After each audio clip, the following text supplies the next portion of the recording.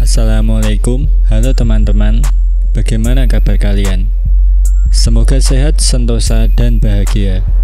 Mat Kilau merupakan film tersukses di Malaysia, disutradarai Samsul Yusof dan dibintangi aktor dan aktris top Malaysia seperti Adi Putra, Zarina Zainuddin, ada juga aktor dari Indonesia. Siapa lagi kalau bukan Kang Yayan Ruhian. Yang kita tahu, Kang Yayan sudah terbiasa melakoni film-film action. Plot cerita film ini menggunakan latar belakang tahun 1892 ketika penjajah Inggris menduduki tanah negara bagian Pahang. Inggris mengeksploitasi kekayaan tanah Pahang milik orang Melayu dengan memajaki para pedagang dan mencampuri urusan adat dan agama mereka. Tindakan tersebut dilakukan oleh Inggris tanpa persetujuan orang Melayu di Pahang dan menyebabkan orang Melayu bertindak melawan Inggris. Langsung saja ke cerita filmnya, gas sat.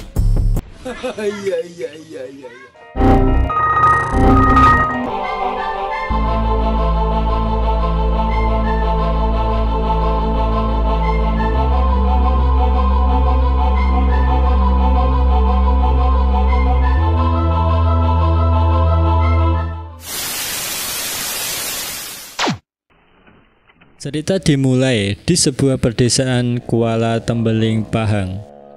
Orang-orang sedang beraktivitas, anak-anak bermain, dan orang dewasa sedang bekerja bertani. Tiba-tiba dari kejauhan, mereka melihat ada segerombol pasukan dengan senjata lengkap datang. Ketika ditanya tujuan mereka apa, para orang-orang Inggris justru menghajarnya tanpa ampun.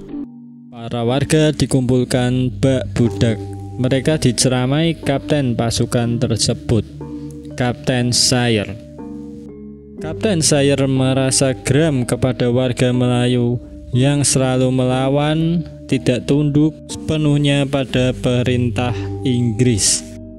Jadilah warga seperti seekor kerbau. Kerbau bisa hidup karena mematuhi tuannya. Tanah Melayu kini sudah dikuasai Inggris. Jadi sudah sepatutnya warga Melayu tunduk dan patuh dari setiap aturan pemerintahan Inggris. Pasukan Inggris sedang mencari pemberontak karena di antara warga di sana ada 3 orang yang diduga menjadi pemberontak. Dia adalah Mamat, Lazim, dan Seman. Namun mereka tidak ada yang mengaku, membuat Toga menjadi murka dan harus menggunakan kekerasan. Para warga bukan tandingan Toga. Ketika ada salah satu warga yang coba untuk protes dan memberontak, seketika Toga menghabisinya dengan tusukan keris. Ia pun tewas. Tak kuat lagi melihat suaminya meninggal, sang istri pun menyumpah serapah pasukan Inggris. Kamu akan menyaksikan kebangkitan orang Melayu. Tanpa ampun, Kapten Sayer menembaknya dan ibu itu tewas menyusul suaminya. Tidak sampai di situ, para pasukan Inggris dengan membabi buta membantai tanpa ampun orang-orang desa tersebut, termasuk para anak-anak. Film berpindah kepada seorang pria berlari di tengah hutan dikejar oleh orang-orang bertopeng. Ya, dia adalah Mat Kilau, tokoh utama dalam film ini.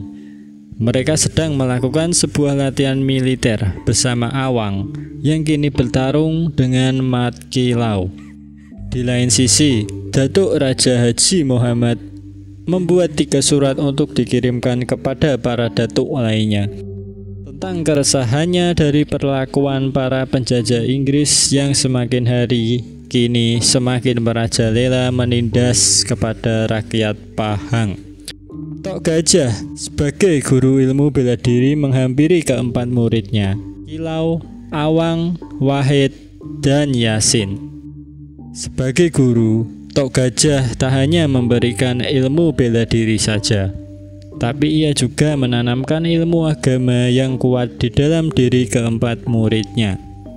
Ilmu bela diri yang diberikan bukan dipakai untuk kesombongan atau kekerasan, tapi lebih kepada untuk mengingatkan diri mereka kepada Allah Subhanahu wa Ta'ala, zikir kepada Allah yang akan membakar api semangat juang mereka. Karena pada dasarnya ilmu bela diri jika tidak digunakan semata-mata untuk ibadah kepada Allah hanya akan menjadi sia-sia.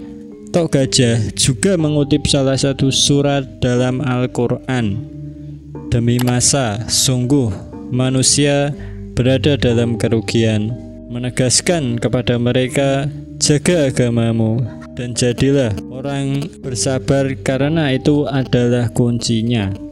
Di kamp kerja paksa, di mana Mamat dibawa dan disiksa, di sana Mamat mencaci maki Toga sebagai pembunuh bayaran. Seketika Toga menghajarnya. "Mat, Toga ini bukan lawanmu." Sementara itu di istana pemerintahan Inggris, Kapten Schreier melaporkan kepada Presiden J.P. Rogers soal rencana mereka yang akan memperluas jajahan di tanah Melayu. Sejauh ini semua sesuai dengan rencana, apalagi pekerjaannya dibantu oleh jawara lokal yaitu Toga. Dari sini diketahui kalau Toga berasal dari Pulau Kalimantan. Pada suatu hari diadakanlah pertemuan antara para datuk dari berbagai daerah, ulama, dan juga para guru. Diceritakan awal mula para pasukan Inggris datang ke tanah Melayu bukan untuk menjajah. Mereka berdalih akan bekerja sama memajukan tanah Melayu, menjadikan rakyat Melayu makmur, hingga terciptalah sebuah perjanjian dengan Sultan Melayu pada saat itu dan mengizinkan para tentara Inggris datang.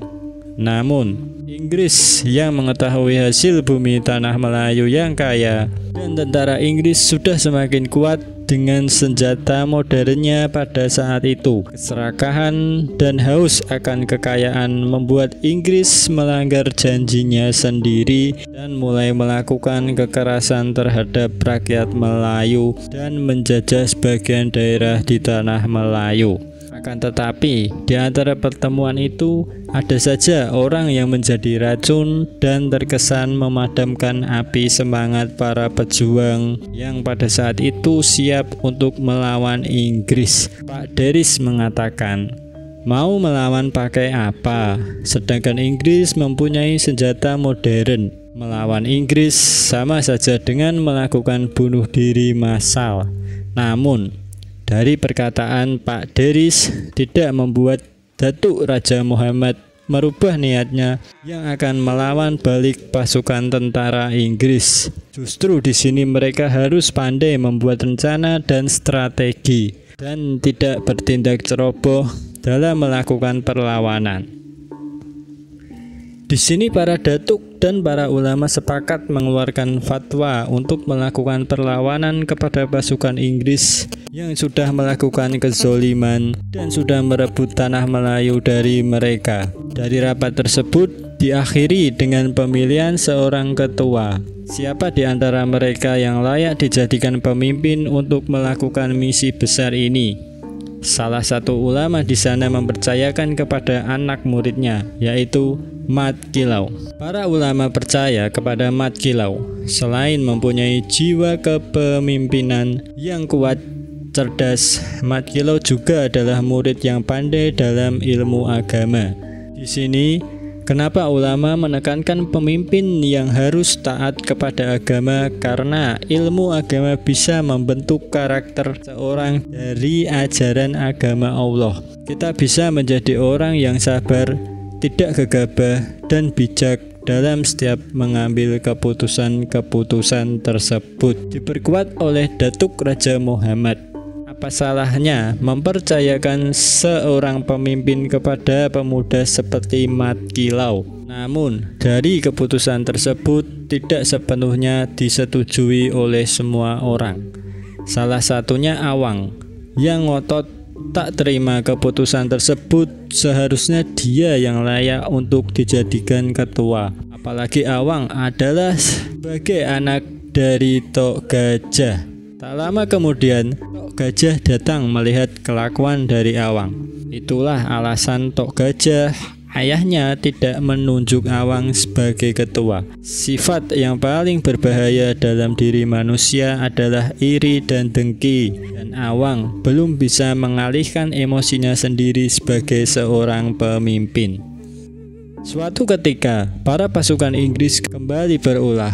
Mereka datang ke sebuah pasar untuk meminta pajak dari para pedagang. Tak sedikit dari mereka yang tidak bisa membayar, malah dihancurkan barang dagangannya. Di tengah semakin mengganasnya pasukan Inggris, Mat Kilau datang, membuat para pasukan Inggris babak belur. Namun tiba-tiba saja datang Awang yang malah menghadangnya. Tak hanya Awang, ternyata Deris adalah seorang pengkhianat. Dia berkhianat bersekutu dengan Inggris demi untuk menyelamatkan anaknya, yaitu si Mamat, yang kini disekap tersiksa di penjara. Deris berjanji akan mengeluarkan Mamat dari penjara. Namun Mamat sendiri tidak ingin jika ayahnya harus menjadi pengkhianat bangsa demi untuk sekedar menyelamatkan dirinya. Lebih baik Mamat mati di penjara daripada ayahnya harus menjadi seorang pengkhianat. Kilau membuat para pasukan Inggris kembali datang, dan kini mereka datang dengan Kapten Shire dan juga jagoannya Toga untuk mencari Mat Kilau.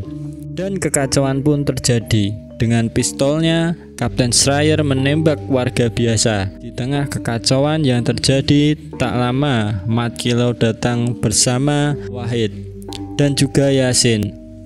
Para pasukan Inggris tak berdaya ketika Mat Kilau berhasil melumpuhkan Kapten Shire. Akan tetapi, lagi-lagi Awang datang meminta kepada Mat Kilau untuk melepaskan Kapten Shire. Entah apa yang buat Awang kini malah menjadi berpihak kepada Inggris. Namun, saat itu ucapan Awang cukup masuk di akal. Jika Mat Kilau membunuh Shire, pastinya pasukan Inggris akan menyerang balik dan itu akan berdampak kepada rakyat yang akan menjadi korban. Dia pun akhirnya melepaskan Kapten Shire. Kemudian Kapten Shire berkata dengan lantang di hadapan semua rakyat Melayu, "Lihatlah apa yang terjadi di hadapan mata kalian. Orang Melayu tak akan bisa melawan tentara Inggris, karena bangsa Melayu adalah bangsa yang terpecah belah, tidak pernah bisa bersatu. Itulah yang buat bangsa Melayu menjadi lemah. Orang Melayu gampang terhasut, tanpa tahu kebenarannya, mudah dibeli dengan iming-iming harta. Sebab itu bangsa Melayu akan sangat mudah dijajah dan dibodoh-bodohi." Perkataan Kapten Shire seperti tamparan keras bagi rakyat Melayu, terutama Mat Kilau. Kapten Shire percaya dengan janji dari Awang yang tidak akan melawan tentara Inggris lagi. Di malam itu, Awang datang menjelaskan kepada mereka semua kalau apa yang dia lakukan tadi siang adalah untuk meredam Inggris agar tidak curiga dengan apa yang sedang mereka rencanakan. Awang melakukan rencana itu karena dia melihat pasukan Inggris mendapat kiriman banyak senjata. Dengan senjata tersebut akan sulit bagi mereka melawan Inggris. Awang juga merencanakan sesuatu, akan mencuri senjata mereka, namun rencana itu ditentang oleh Mat Kilau karena sama saja mereka masuk ke dalam mulut harimau. Sebagian dari mereka ada yang setuju dengan usulan dari Awang itu. Jalan satu-satunya untuk bisa mengimbangi pasukan Inggris. Perkataan Awang yang tidak konsisten. Dia mengatakan untuk jangan gegabah, tapi di sisi lain dia malah mengajak melakukan perampasan senjata. Di rumah Ruqyah, sebagai istri Wahid, sangat mengkhawatirkan suaminya yang ikut tergabung dalam rencana pemberontakan. Apalagi saat itu dia sedang hamil tua, anak pertama. Ruqyah takut jika anaknya terlahir akan menjadi yatim. Namun Wahid lebih mementingkan agama dan bangsa, lebih dari apapun, mau tidak mau, suka tidak suka. Tapi itu faktanya, segala halangan tidak ada yang bisa mengubah pendiriannya. Wahid hanya meminta kepada Ruqyah menjadi penyemangat bagi dirinya dalam berjuang melawan tentara Inggris. Sementara itu, diam-diam Awang bersama yang lainnya tetap melanjutkan rencana mereka mencoba merebut persenjataan tentara Inggris.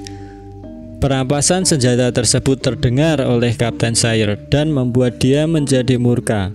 Itu sama saja mereka sudah menentang kekuasaan Inggris. Kapten Shire berjanji akan meratakan semua rakyat Melayu dengan tanah. Ucapan itu terbukti. Keesokan harinya pasukan Inggris membombardir rakyat Melayu, dan apa yang Awang dan lainnya lakukan kini menjadi bumerang bagi rakyat Melayu.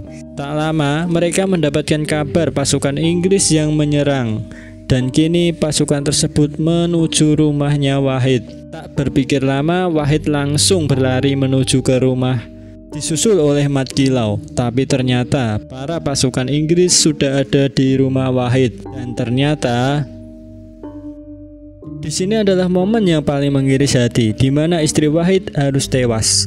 Tepat bersamaan dari jauh, Wahid melihat istrinya yang sudah tak berdaya. Saat itu, Kilau berusaha menahan dan menutup mulutnya Wahid agar keberadaan mereka tidak diketahui. Kilau berzikir di samping telinga Wahid untuk meredam amarahnya. Setelah kepergian para pasukan, Wahid mengambil sang istri yang masih hidup. Di nafas terakhirnya, Ruqyah mengatakan, "Jangan berhenti untuk memperjuangkan tujuanmu." Basecamp sih. Sangat menyayat hati ketika Ruqyah yang berkata, "Berjanjilah untuk merebut kembali tanah Melayu dari tangan penjajah." Setelah kejadian tersebut, kini tinggal rasa penyesalan yang dirasakan Awang. Kilau pun menjadi geram terhadap Awang dan sempat ingin membunuhnya. Kilau masih bisa bijak dalam menanggapi hal tersebut. Tidak ada gunanya menghukum Awang. Kilau yakin persahabatan dan tali silaturahmi mereka tidak akan terputus hanya karena cobaan seperti ini. Di lain sisi, Wahid ternyata yang tidak terima istrinya tewas mengejar para pasukan Inggris sendirian dan melawan mereka semuanya. Tapi sayang, Wahid justru yang harus tertangkap dan dibawa di kamp penyiksaan. Dalam pertemuan di mana mereka sedang menyusun rencana untuk menyelamatkan Wahid, datanglah Usub yang akan ikut bergabung keanggotaan dari Mat Kilau. Dia baru tersadar lebih baik mati melawan daripada bertahan hidup tapi menjadi alas bagi para penjajah. Di malam harinya mereka menyusup ke kamp di mana Wahid disekap. Di sana satu persatu mereka berhasil melumpuhkan para pasukan penjaga dan penyerangan dimulai saat Awang menembak tumpukan dinamit yang ada di sana. Awang berhasil melepaskan Wahid. Saat itu bukan misi mereka melawan pasukan Inggris. Misi utama mereka hanya menyelamatkan Wahid. Usub yang menghalang dan melawan Toga. Namun dia salah dalam memilih lawan. Toga bukan lawan sebanding bagi Usub, dan akhirnya dia pun harus tewas di sana. Mereka memutuskan untuk bersembunyi dalam sebuah gua, dan tidak ada satupun yang boleh keluar tanpa seizin Mat Kilau. Mat Kilau juga membawa istri dan anaknya yang bersembunyi di sana. Awang membawa dua sahabatnya, yaitu Hitam dan Kelobi. Tapi hanya itu, mereka juga membawa beberapa orang siap untuk bergabung. Tidak semua rakyat Melayu mau berjuang bersama mereka. Dari sini mereka membulatkan tekad menjadi satu suara dalam komando Mat Kilau. Mat Kilau berkata di hadapan mereka semua, "Bersumpahlah sekuat-kuatnya untuk melawan para penjajah dengan seluruh jiwa dan raga." Awang pun berkata, "Bersumpahlah sepenuh hati, biar pecah di perut, tapi jangan pecah di mulut. Jangan ada lagi yang menjadi pengkhianat di antara mereka." Untuk merencanakan penyerangan, Kilau bersama Tok Gajah menghimpun kekuatan, mengumpulkan kaum pria dan mengajak mereka untuk berjuang bersama melawan para penjajah. Benar seperti apa yang dikatakan oleh Kapten Shire, rakyat Melayu memang tak bisa bersatu. Mereka lebih mementingkan keselamatan masing-masing dan mencari-cari alasan untuk tidak ikut dalam perjuangan melawan bangsa penjajah. Mat Kilau mengatakan kesedihannya melihat rakyat Melayu. Dia berkata, biarpun sungai darah mengalir deras, asalkan jangan merontokkan tebing semangat juang mereka. Bercerminlah di rumah kalian, siapa kalian sebenarnya? Apakah seorang pejuang ataukah hanya manusia pengecut yang diberikan Tuhan nyawa? Namun mereka lebih memilih untuk berdiam diri. Sementara itu, pihak pemerintah Inggris mulai ketar-ketir. Senjata banyak yang dirampas, pasukan banyak yang tewas. Tapi Kapten Shire tetap ngotot menyerang Mat Kilau dan kawan-kawan. Di suatu malam dalam goa, Mat Kilau diberitahu siapa yang memberikan informasi kepada Inggris yang membuat Mat Kilau mendatangi Pak Deris yang mengkhianati bangsa untuk menyelamatkan Mamat anaknya yang disiksa oleh tentara Inggris. Dan tibalah waktunya untuk para pejuang yang akan melawan Inggris. Mat Kilau harus terpisah dengan anak dan istrinya yang mereka ungsikan ke tempat lain. Sang istri hanya bisa berdoa dan berharap semoga orang kampung tersadar dan mau berjuang bersama Mat Kilau melawan para penjajah. Menanamkan semangat juang Rasulullah ke dalam diri mereka. Saat Rasulullah berjuang di medan peperangan, tegakkanlah kebenaran walaupun itu terasa pahit untuk ditelan. Kapten Shire masih mempercayakan Pak Deris untuk mencari info soal keberadaan segerombolan Mat Kilau. Dan ternyata Pak Deris tidak dibunuh oleh Mat Kilau. Malah justru dia memberitahukan kepada kapten soal keberadaan Mat Kilau yang bersembunyi di dalam hutan. Singkatnya, mereka membawa semua pasukan, Kapten Shire, toga bersama artileri. Beberapa pasukan ditugaskan untuk mencari Mat Kilau ke dalam hutan. Ternyata semua itu hanya perangkap dari rencana Mat Kilau dan Pak Deris. Pak Deris membelot kembali dan berpura-pura berpihak kepada Inggris agar caranya berhasil. Dari sekian puluhan pasukan, tersisa tinggal hanya satu orang saja. Melihat itu, Kapten Shire sangat terkejut, dan di sini peperangan pun akhirnya pecah. Namun, meriam yang dibawa pasukan Inggris membuat pasukan Mat Kilau kewalahan. Dan lebih terkejut lagi, ternyata rakyat Melayu mau bersatu berjuang bersama mereka dengan takbir menggema membakar semangat juang mereka melawan para penjajah. Setelah ada kesempatan, Pak Deris menikam salah seorang yang bersekutu dengan Inggris. Wahid yang mempunyai dendam tersendiri dengan orang yang sudah membunuh istrinya menyerang dengan hebat dan pertarungan pun tak bisa dihindari. Di tengah pertempuran yang terjadi, Kapten Shire melarikan diri. Kilau yang melihat Kapten Shire kabur mencoba mengejarnya. Namun, Toga segera menghadangnya. Inilah pertarungan yang sesungguhnya. Toga pun berkata, "Hei Mat Kilau, akulah lawanmu yang sesungguhnya." Kilau dan Toga membuang senjata masing-masing. Duel menyuguhkan pertarungan seni pencaksilat yang mendebarkan, saling serang, saling pukul. Di lain sisi, Wahid masih bertarung dengan dipenuhi perasaan dendamnya. Akhirnya Wahid berhasil mengalahkan. Setelah itu Wahid mencari Mat Kilau. Benar saja, Mat Kilau kewalahan melawan Toga.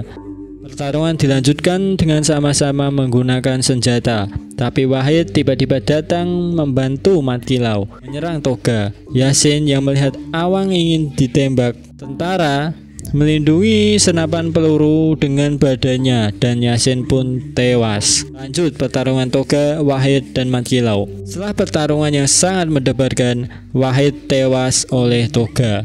Tak mudah untuk melawan Toga. Kini tinggal Kilau sendirian melawan Toga. Akhirnya Kilau berhasil menyingkap Toga dengan kerisnya dan langsung di ultimate dengan tusukan keris yang kedua mengenai tepat di jantungnya. Dan perang pun berakhir.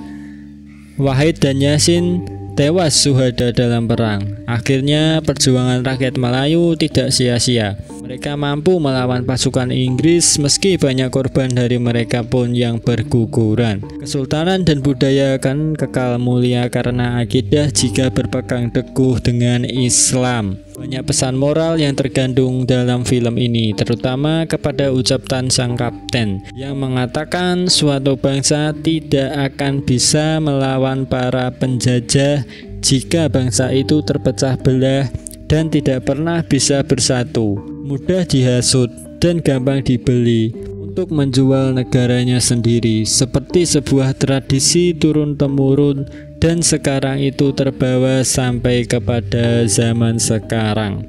Tuhan tidak akan merubah suatu kaum jika kaum itu sendiri tidak mau berubah. Nah, sekian dulu ya teman-teman, alur film Mat Kilau. Semoga kalian suka, dan jika kalian suka jangan lupa subscribe. Terima kasih, sampai jumpa. Wassalamualaikum.